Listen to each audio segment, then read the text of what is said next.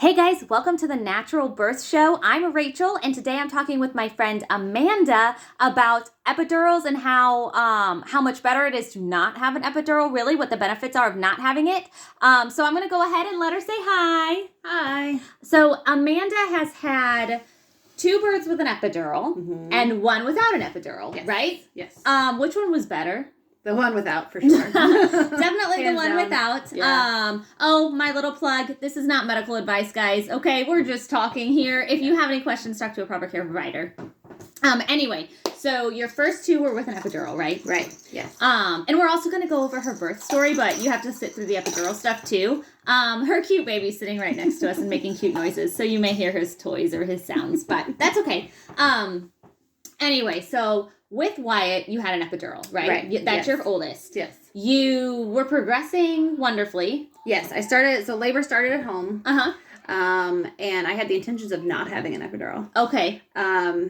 And we got in, everything was going great. I was dilated to a 6. Ooh, okay. That's Yeah. like really good progress. Yeah. And contractions were every minute and a half. Okay. Yeah. Everything was going great. And they pushed it a lot. They and- pushed the epidural. So Yeah. this is at a hospital in our area. We're in the St. Louis area, and they're a pretty decent hospital, really, but they're pushing an epidural, knowing you don't want one. Hospital staff will sometimes do that. Anyway.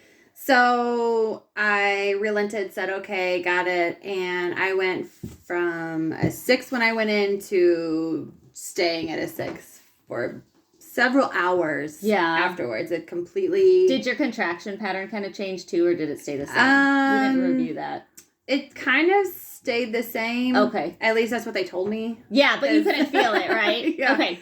Yeah, So then you they just totally stalled as soon as you got the epidural. Yeah. I mean, it was enough to... I thought it stopped. Like Really? I kind of thought labor had stopped. And I got really discouraged and thought, I didn't think it was gonna. I really didn't think it was gonna happen. Honestly, I thought I might end up with a C-section. Oh no! Yeah. Aw. So Let's move it back a little. yeah, That's fine. That's better. So everything stalled out. Yeah. And that was really hard. And you pushed for like almost Hour and 2 a half. hours or Yeah. something. Yeah. Hour and a So that's not a crazy amount of time to push for having an epidural, but usually you get to push less if you don't have an epidural. Yeah. Yeah. Anyway, Yeah. first time moms though, so you stalled at 6 centimeters, but talk about like some of the recovery. Like you were saying when we were reviewing that you had back pain for a really long time, right? Yeah. Almost immediately after, a couple days afterwards, I would say I had back pain, and it was to where I couldn't bend over to like change him on the bed or things like that. Yeah. I had that with both Wyatt and Abby. So Abby's her second. She also had an epidural with that. Epidurals are notorious for long-term or like extended back pain, unfortunately. And then what else? So with Abby, her second, you were induced, right? I was induced. Yes. And you said you were seeing a lot of red flags during the Yes. process. Even your husband was, but you just went ahead and did it. Yeah. And luckily everything turned out okay, right? Yeah. Like she was born vaginally, Born. but she got stuck. Yeah. Probably. Why do you think that is? During pushing, she got stuck. Well, I couldn't move. I couldn't feel my legs. I couldn't feel. Well, your right leg, right? Because Yeah. only like your right side went more numb, right? Yeah, I did have one side go more numb than the other one. And then what did the anesthesiologist say when he was placing your epidural? Oh, so he had to go past scar tissue from the first epidural with So there Wyatt was scar tissue buildup. to get through. Had to work past that, Yeah. which is probably why only half of your body was more numb than the other, thinking about because it, you had to kind of like go around it. And then she got stuck. Mm-hmm. So pushing was a bit of a struggle again with her. And then you had back pain with her. I had for back an pain. extended time. Yeah. Right? Yeah. So that's just and your recovery in general you said was harder after those 2 births, right? Yeah. You didn't get it wasn't this just super joyful. But you didn't have that birth high, right? Yeah, Like the epidural probably hindered your hormones a little bit. Yeah, for sure. And then one other thing is you said they didn't like latch to nurse right away. No, like your neither third one of them. did, right? Yeah. Your third, so her natural birth, he latched right away. Yeah. And that's another thing that's common with epidurals is that babies tend to be sleepier when you have an epidural. Yeah.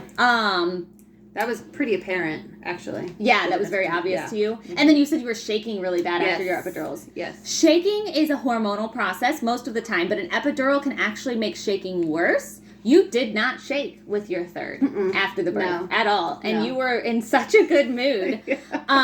So with her third baby, I guess we'll kind of branch into that birth story. So she did not have an epidural. No. That was the plan, although the birth still went a little bit different than planned. In a really good way, though. Yeah. So I was her doula, and she was dead set, like not getting the epidural this time, delivering at a birth center instead of the hospital, right?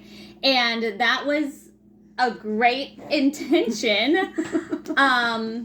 But I don't know. I'll let you. So recovery was a lot easier with this one. Didn't have the epidural. You didn't have any extended back pain. No. He latched right away. Right away.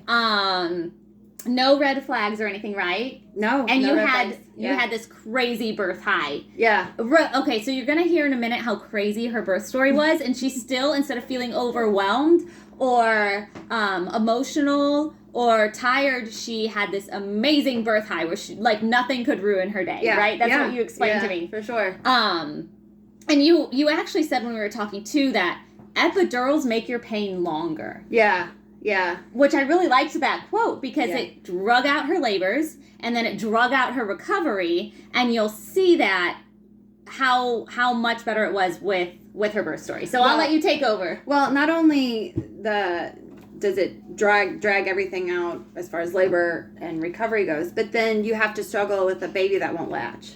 Yeah, so then there's that emotional pain or like that just, you're so tired and frustrated, that frustration. Yeah. So take over. Yeah. You guys are going to enjoy this. Well, it started, it was like 4 or 5 in the morning. When did I text you? Yeah, it was something around there. Yeah, I thought my water broke. It was just leaking. But we had decided it wasn't that. Yeah. I messaged Rachel and I said, I think my water broke, but it doesn't feel like my water's broken. And she asked me, the questions of water breaking. We decided it wasn't. And then I started to get contractions a couple hours later, I think. Yeah, it wasn't immediate. No. Like, it was probably 5:30 you called me, contractions picked up a little while after that. Yeah. I mean, it wasn't a lot. It was doable. I was packing bags. I called my mom. I had cereal. Yeah. I sent Daniel to work. My husband works at 7:30. I said, go to work. Tell him that we'll probably have the baby today. Everything's fine. Yeah. He didn't know how soon the baby was coming. Yeah. I go into the bathroom and decided, like, my contractions started to pick up. And it went from every 3 to 5 minutes to every minute and we were, like, keeping in contact throughout this. And I was starting to think, it was very shortly after that you had Dan come home, right? Yes, I messaged him about half an hour after he had to clock in, and I said, you need to come home. This is it's getting a lot. It's getting a lot faster. And then very soon within that, she calls me and says, you know what? Like, I think I'm going to go to the birth center. Yeah. Like, as soon as he gets home, she's like, I'm going to go to the birth center. So I jump out of bed. I mean, this is at like 8 in the morning. Yeah. So it's been 2.5 hours. Yeah, maybe. Okay, maybe. It's 8 in the morning. I am like ready. I'm like, okay, I will meet you there. And I'm trying to jump in the car. Yeah. There was like a 10-minute window of when she called me and said, meet me at the birth center. Yeah. Then your husband calls me and says, nope, come to the house. Yeah. Well, I had even, through that whole time, I was doing laundry. I was up moving around doing laundry. I was walking from place to place. Well, he said you walked out on the front porch in the car to go to the birth center. Yeah. You took a step and you go, nope. And you turned back around and went in the house. Yeah. And so he calls me, like, come to the house. I'm like, okay. Like, I'm 15 minutes away and I am, like, gunning it at this point because he's like, she says she can't come. She can feel the baby. Yeah. So I walk in the house. Right. Well, I realized I was in transition and knew that there was no way. Yeah. And I got on all fours because that's what I just felt like I was supposed to do. You trusted your instincts amazingly. Yeah. Rachel comes in, asks if I went to get into the bathtub or a shower, and I said, nope, here comes the baby. I have to push. And she pushed her babies out, her baby, not babies. Yeah. One baby out into my hands within 2 minutes of me walking in the door. I mean, it was such a whirlwind. I do not catch babies. I'm not a baby catcher. I don't do that. That's not my job. But when I'm the only person in the space that knows how to catch a baby, I'm going to catch the baby. Yeah. There's like Samaritan laws that allow me to do that in our area. We obviously called 911 to cover my butt because it's not my job to catch a baby. But she was like thrilled. Yeah. He came out. He was perfect. I mean, you pushed like 2 times, but really he was just born naturally. Yeah. Which is crazy because your other 2 birds with an epidural both times, you had struggles in pushing. Yeah. And he just came right out. Yeah, I had. Well, and I remember mentioning to my mom, because you had asked if I felt the urge to push. And I remember, I didn't know what that felt like. I didn't know what that was. Because you hadn't felt it before. Yeah. Uh-huh. So I didn't. And when, I don't know, your body just takes over. Yeah. Like my body just took over. And I didn't think, when you can really trust your body, it's amazing. Yeah. Yeah. Well, and I wasn't thinking pain. Because, I think a lot of things surrounding epidural is I don't want to be in pain. I don't want to be in pain. I never felt like with William, I was in pain. Yeah. I never had this, I'm in so much pain. It was just pain was over. Yeah. It didn't happen. Like, I didn't feel that way. I was excited to meet my baby. Really. Yeah. And then she was thrilled. Like, that baby came out and everything was going really well. And she just, like, you were just in a birth high. We were able to go ahead and then transfer into the birth center after that.